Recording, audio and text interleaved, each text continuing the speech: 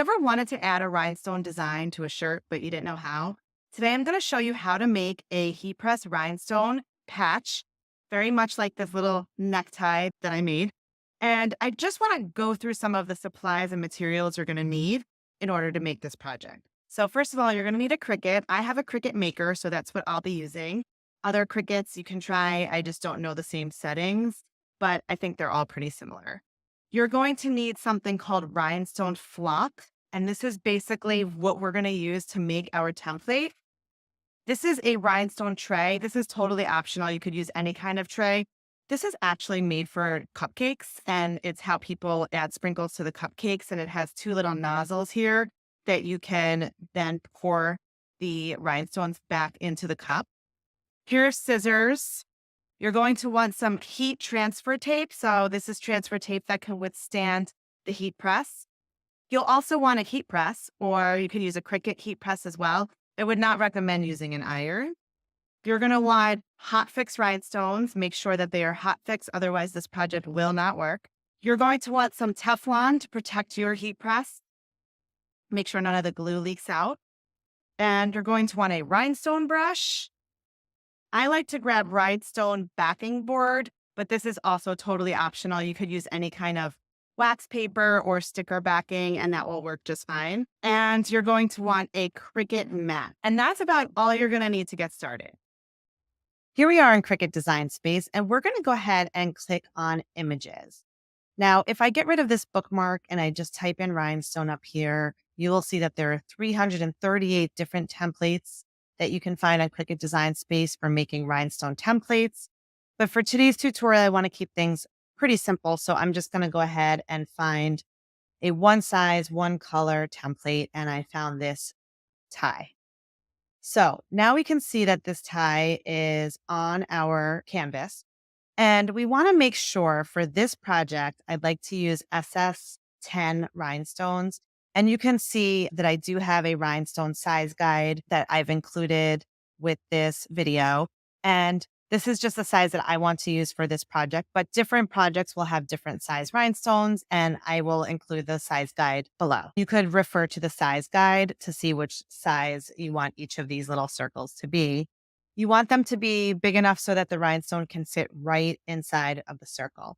So how do we find out the size of an individual circle? You head over to Contour, and you just want to click on one circle and then hide all the rest. So when we head back over to our canvas, we can see that this little circle is 0.1 by 0.1 inches. In order for us to use SS10 rhinestones, which is my preferred size, we're going to want to make this 0.13 inches. That is the size for Cricut. Now, to get our design back, we're going to go back to Contour, and we're going to click Show All Contours. Now we have our necktie.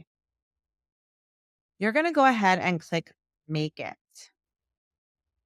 So we're not going to mirror it. It's on the mat, and we're going to hit Continue.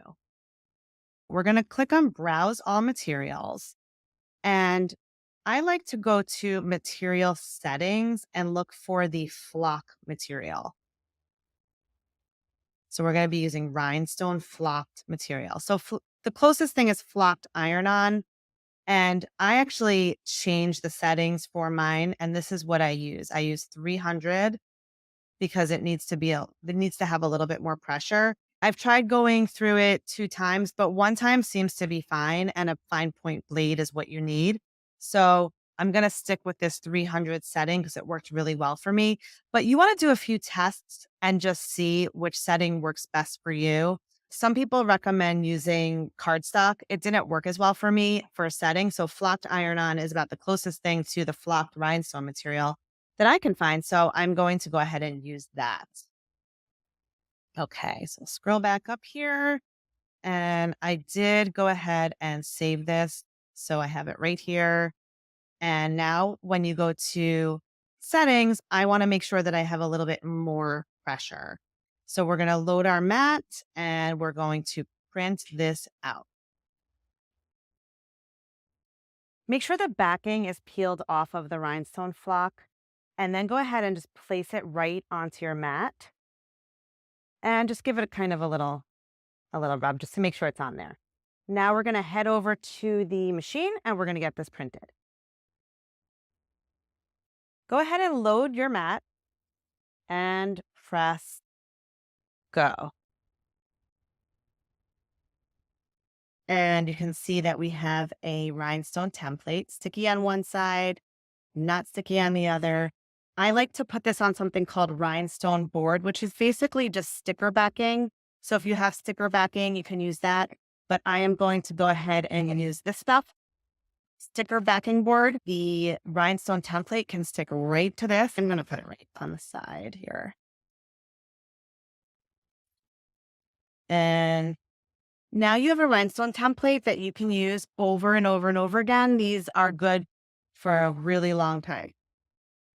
I've got my little sprinkle tray here. This is used for sprinkling cupcakes, but it works really well for this project.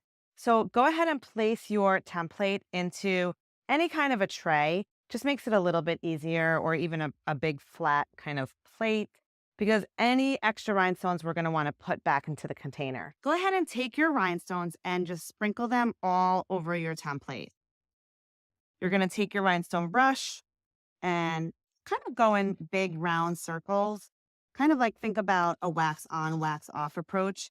And you'll start to see that the rhinestones will find their way into all the little holes. And once you think you've got them all in, you're then going to gently to one side kind of brush off all of the extras. And don't put too much pressure, because then you'll pull some of these rhinestones out and not the end of the world. You'll just have to do it again. Okay. So I'm going to carefully take this out of the tray. If I tilt it, all of the rhinestones will fall off. So I'm going to kind of hold it like a hot pizza and put it aside. And now I've got all of my rhinestones in here, and we never want to waste rhinestones because they're expensive. So I'm going to brush them towards this little corner. I love this little tool. Unscrew the corner and then grab my little cup, and I can pour all of the rhinestones right back into the cup. Next, I'm going to grab my heat press transfer tape, and this is essentially transfer tape that can handle heat. So we'll be able to press this onto fabric very much like you would with any kind of HTV vinyl. So I'm going to peel off the backing, and I'm going to hold on to this so if I'm not ready to heat press it right away, I can save this for later. So you can see there's one sticky side, one not sticky side. What you're going to do is kind of hold it like a U. And you're going to start right in the middle of your design. This is going to go very quickly. The second the sticky stuff hits my template, all of the rhinestones are going to be on the template. So you want to start in the middle, push down, and get the sides. And now I like to just go over it with my brush, make sure all of the rhinestones are on there. And now I can peel off the transfer tape, and every single one came off. And I'm going to put this right back onto my backing for now until I'm ready to use it. And this you can use over and over and over again. So do not throw these out. I'm heading over to the heat press now, and I've got this old shirt that I use a lot for tutorials. You can see I've got some things screen printed on here and heat pressed on here. And we're just going to use this small corner here for our transfer. So I'm just going to warm up the fabric. I've got my heat press set to 325, and we're going to be doing this project for about 15 seconds, but I just needed to give this a quick press just to kind of smooth it out and get it warm. You can use your Cricut heat press. I would not recommend using a regular iron because it's hard to get the right amount of heat. You have to be pretty exact. So I've got my transfer here. I'm going to peel off the backing carefully.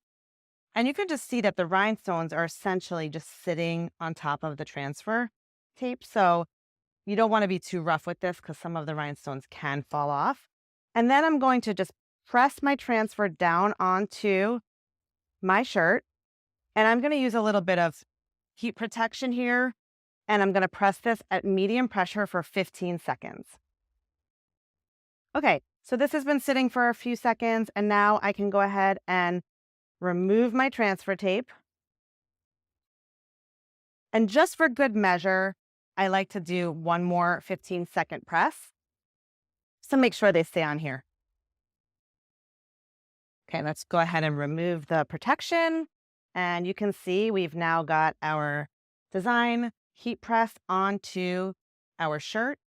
And for your transfer, you actually can reuse this again. So I like to put them right back onto the backing to use for a future project until the stickiness is no longer good. But right now it's pretty fresh and still pretty sticky. So I could use this for another rhinestone transfer.